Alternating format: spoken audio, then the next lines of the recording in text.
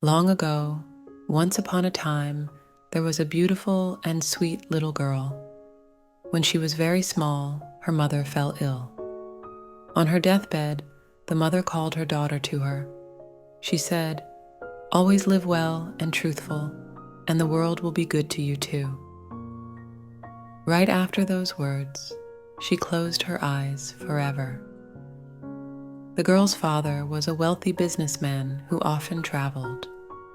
Not long after the death of his wife, he married again. With his new wife, the businessman had 2 more daughters. They were beautiful on the outside, but bad on the inside, and were very mean to their half-sister. They took away her beautiful clothes and made her do all the chores around the house. At night, she was not allowed to sleep in a nice, soft bed, but had to lie in front of the fireplace. As a result, her clothes were always covered in ashes, and she was called Cinderella. Cinderella constantly thought about her mother's words and never complained about anything she had to do. When Cinderella's father went on another trip, he asked his daughters what they wanted. The youngest daughters asked for the most expensive clothes and most beautiful jewelry. Cinderella only wanted the first twig that would bump into her father's hat on the return trip. On the way back, Cinderella's father drove under a hazel tree. A twig brushed past his head, and he remembered the promise to his eldest daughter. At home, Cinderella was overjoyed with the twig. She plants it on her mother's grave and starts to cry. Through her tears, the twig grew into a beautiful hazel. Every day, Cinderella visited the grave, and every day there was a little white bird in the tree. Whenever Cinderella wished for something, the little bird would fulfill her wish.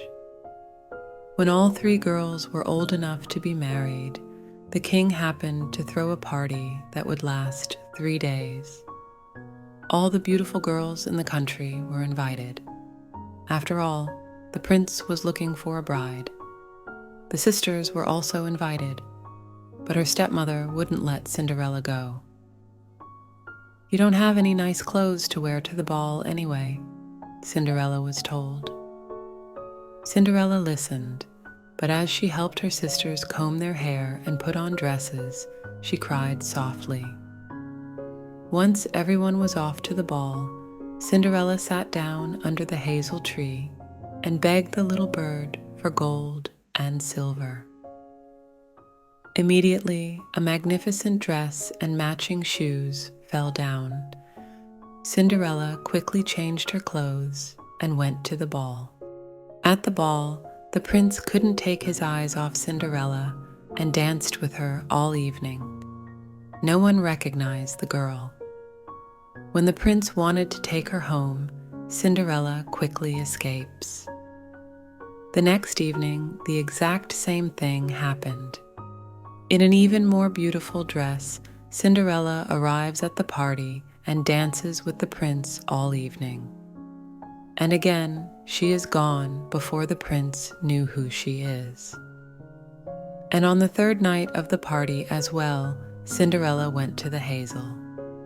This time, she got the most beautiful dress she has ever seen and all gold shoes. Again, Cinderella and the prince danced the night away. This time, the prince was determined not to let Cinderella escape and had made the stairs sticky. As a result, Cinderella lost her left shoe as she fled home.